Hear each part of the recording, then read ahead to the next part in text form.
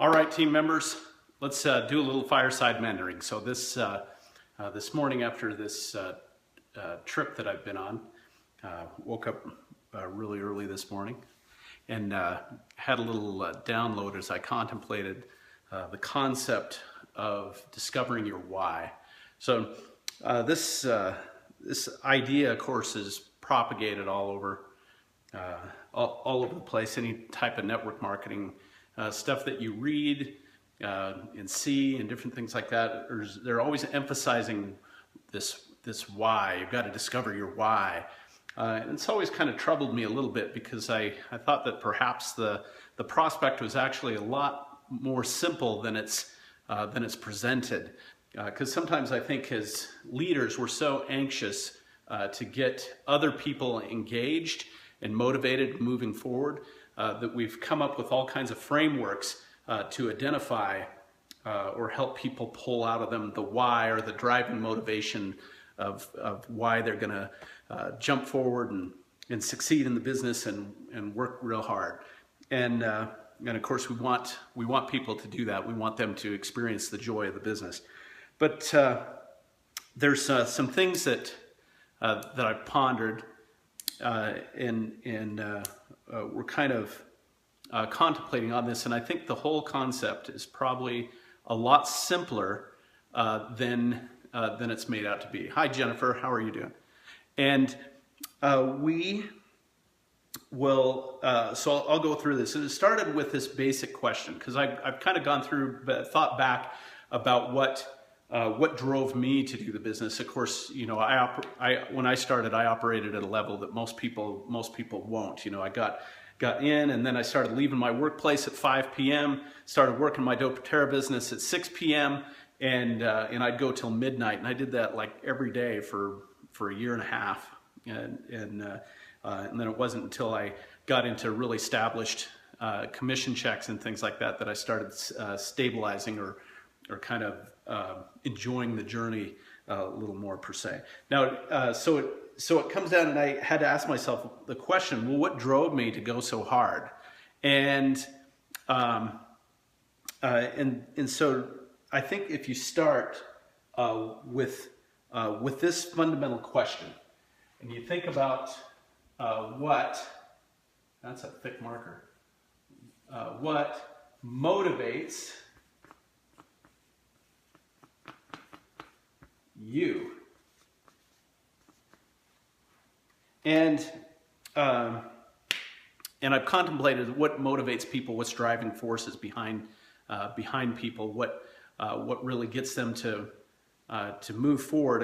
And as I've boiled it down, and I've read some things about this as well that kind of support this thought. But basically, there's only two things that motivate people and push people forward, including yourself. Okay. And those two things, if we were to break it down, is either pleasure or pain. Okay, so those are the two driving forces that are gonna ride with you. Now, the part that's difficult about those two emotions, if you're thinking about pleasure or pain, what drives you forward to do basically anything, is that I've realized for pain to be a motivator, that it has to be searing enough to cause motivation. So there has to be enough. It has to be a steep enough pain driver that it actually pushes you into a state of personal motivation. For example, I've watched people over the years get into extreme trials, and all of a sudden after the trial, they'll launch into this this kind of extreme dedicated behavior. For example, sometimes it's weight loss, or they'll bury themselves into something that creates accomplishment and achievement to kind of heal the pain factor. Hi Angie, how's it going? And so when you think about this, what is searing enough to drive these two issues? You have pleasure or pained. Now, you respond most to one or the other one of these factors on whether or not you're driven.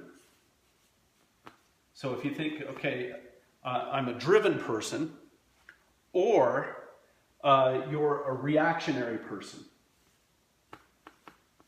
Reaction. Okay? So if you're a pain-driven person, then you're responding, or you're a reactionary. Okay?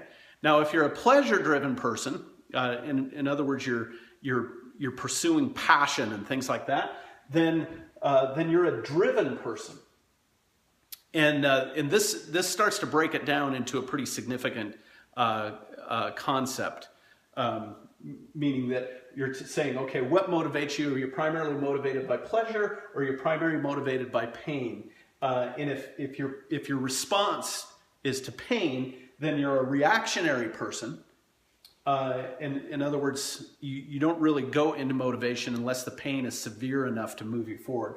Or you're a pleasure-driven person, which means that you're so engaged in your passions that you're driven. You succeed or move forward based on a driven concept. And so driven then is primarily motivated or inspired by what you want. Okay, so these are people that know what they want, and you become driven, and that type of thing feeds your body with a type of pleasure.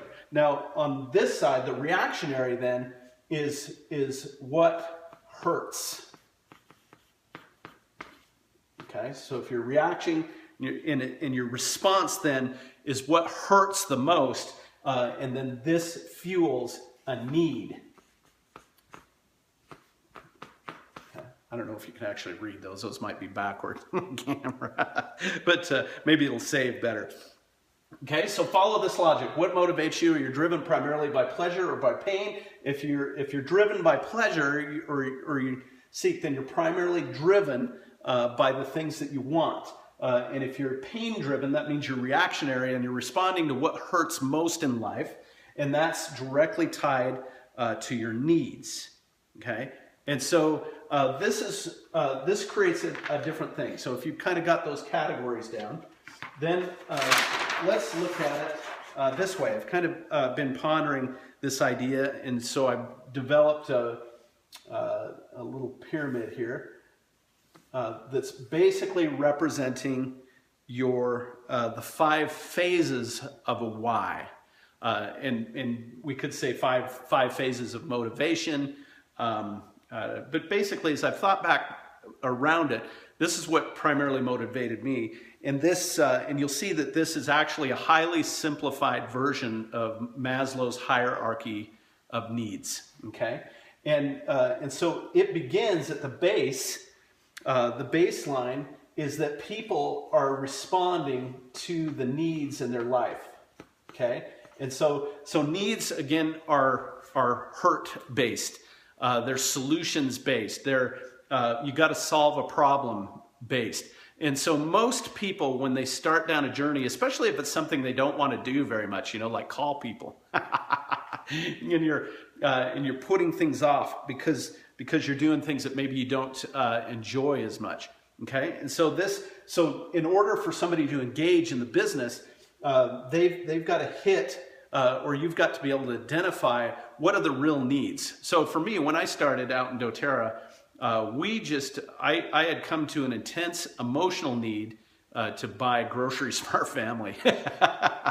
So we were in a scenario where we'd gone without salaries for a year and a half, and basically my company was only paying for the house, for my car payment, my insurance payment, and 1 tank of gas a week. And so the needs around our house, and I'm kind of a driven person, and so I knew that I could solve that problem. And when I approached doTERRA, I thought, okay, I'm willing to invest the next 5 years to end the quest for needs in my world.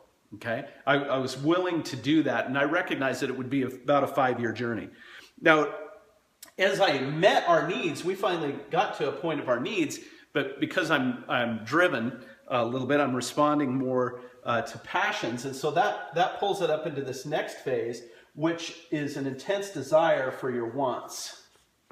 Okay? So if there's things that you want, these are the things that maybe you dream about.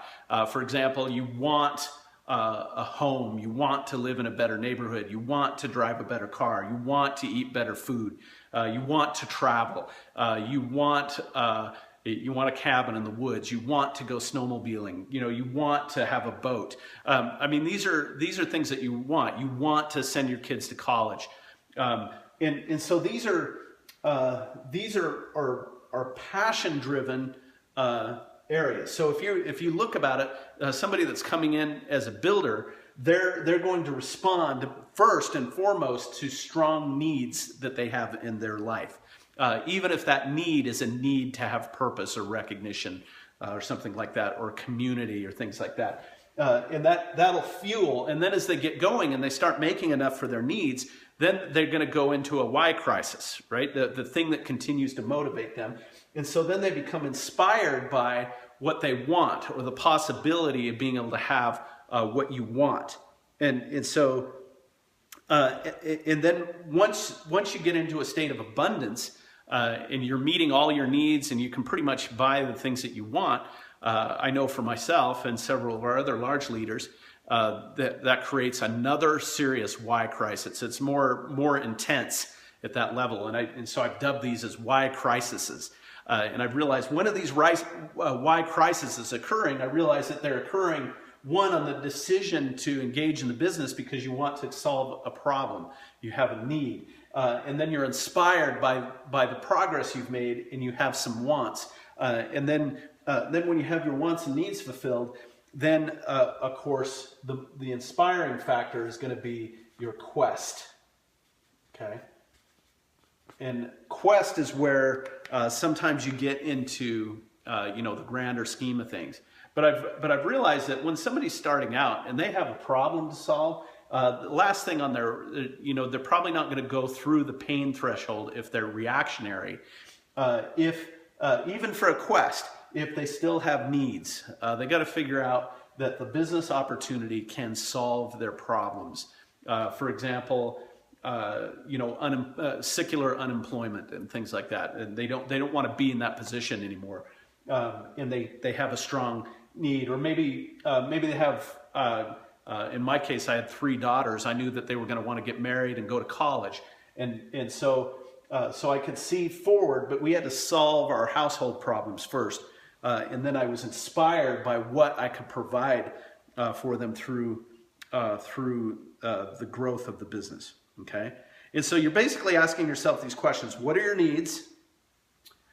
What are the things that you want? So if you're journaling on this, think about what are the big problems in your life, right? And if you're just journaling on that, we have big problems that, I have a kid that's ready to graduate in 3 years, and I've got to be able to, provide for college. Big problems could be, medical bills, or high stress jobs, and how it's impacting your health. There's some sort of need or things that you can focus on there. And then as a person learns the enrollment process in the business, and they learn that they can build, then you can start inspiring with the things that you want. So maybe in another page in your journal, you just start listing the things that you want. And are those things inspiring to you? Do you feel inspired by the things that you want? I know sometimes I've realized that there are things that I want, but as I got closer to them, I realized that I didn't really want them. Because they taked on or created a new pain that that really maybe wasn't worth the hassle. For example, if you wanted a big orchard property or something like that, well, that's going to come with a new set of pain, like harvest time and taking care of it and things like that. And I realized that given our lifestyle and things like that, I actually wanted or valued more freedom. And so I realized that as I got closer to that goal, that I had a different value set. And so it wasn't as inspiring to me to do things that I wouldn't normally do if I had to be fueled by that. Okay. Now, here's why these things are kind of important to understand, and that is from a recruiting perspective. So you're going into a recruitment. Think about this question. Okay. Do you want to be connected to people that are driven or reactionary? Okay, so think about the two types of people that you're familiar with. Are there people that you engage with that are driven people? In other words, they see issues and they go for them. They have wants and dreams, and they're moving towards them. They have a sense of quest and purpose. These are driven people. Or are you more attracted or want a team basically of people that are reactionary? In other words, these are people that only respond to pain. They only move in life when the pain is severe enough to create motivation. Otherwise, it's always kind of drifting back into a reactionary state. Now, if you think about this, this starts to help you divide what the two different personality types of people look like and who you want to bring in as builders. Because I would propose that reactionary people will never rise to leadership. Okay, it's not that they can't; it's just that they won't. Okay, and so when you contemplate that, that means that your search is primarily for driven people. And when it comes to business leaders or builders or things like that. Now, customers can be everybody. They can be driven people. They can be reactionary people. They can be everybody. We invite everybody to participate in the product. But what I'm talking about is the business itself. Who can be a leader? Who can be in a key spot? That type of thing. And so you're probably not looking for reactionary people. You're looking for people that are driven. They're motivated. They have a passion. Okay. Now, when you think about that, where then are people that are passionate about something? Where are they going to be located? What are they going to be doing? So here's the thing, like if somebody is passionate about snowmobiling, for example, they'll probably be up snowmobiling on the weekends. If they're passionate about gems and rocks, they're probably going to be down at the rock show. If they're passionate about quilting or whatever, they're going to be down at the quilting thing. If they're passionate about music, they're going to be down where music is taking place. So think about that in terms of networking. Where are the driven people? Where are the people that are passionate about the things that you're passionate about? And can you create relationships and interest among people that have a passion and they're driven enough to pursue a passion? They don't really let things stand in their way. Now, here's another little exercise, and that is I thought about maybe the top 4 things that are important to me in order. Okay. Now, I thought about this, and this is what I wrote this morning, because I thought about how do I react? What do I react in terms of motivating? What's a motivating force for me?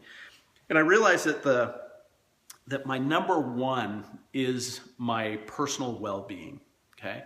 In other words, think about this. Like if you get injured, everything else goes out the door, right? If you broke your leg and you're laying on the floor, your well-being is going to be. And I've realized that I respond that way. If I have intense needs now, it's all about getting my well-being established, and that reflects in our team mission statement, where we say that our number 1 priority is the health and well-being of our distributors. And I've realized that's probably a lot of my value or core value system that drove that statement that guides so many of our leaders today, realizing that our number 1 priority as a team is the health and well-being of our distributors. Okay, that means our team, all precedence is going to ride over the health and well-being of the people, the missionaries, right? The people that are doing it. Hey, Joel, how's it going?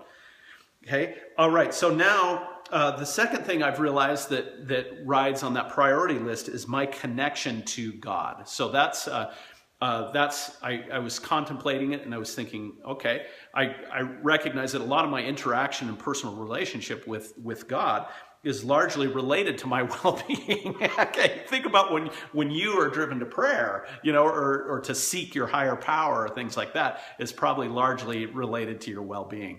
Now your list may be totally different than mine. I've just read, a lot of people put God, family, country, basically, or business type of thing. And I've realized, I thought a little deeper than that. It's like, no, how do I really respond? And I've realized that I respond first and foremost to my well-being. And and then secondarily, I respond to my connection to God. The third thing is I respond to my relationships. So when I'm coming in, I'm worried about, and I've noticed that some of my relationships come in conflict when they come in conflict with my connection to God. And so I've realized that my connection to God is a higher priority than my relationships, because if that gets threatened, I've noticed that it starts to strain my relationships, or the power of my relationships. Now, the fourth thing that I came up with is my connection to purpose. Okay, so I kind of have these as my connection. So it's my well-being, my connection to God, my relationships, and my connection to purpose. Okay, and I've realized that I'm extraordinarily driven when it comes to my connection to purpose. However, it always yields, or mostly yields to my relationships, and all those things will yield to my connection with God. And so that's kind of that's what I came up with this morning. And so I invite you. So if you're thinking about it, remember, if you're journaling, I want you to write a page on what you need. What are the needs in your life? Create a new page and say, what are the things that I want in life? And then maybe you create a passions list. What are the things that I'm passionate about? What are the things that I value? And then create a top 4 priorities list. What's important to you. You have your 4 highest value sets. Then when you write all that out, you'll probably start to get a sense of what motivates you. And that's ultimately about what the why. It doesn't have to be that complicated, right? What do you need? What do you want? And then ultimately, if you get enough, then let's start talking about a quest. All right? So we wish you all a happy and successful week. We'll talk to you soon.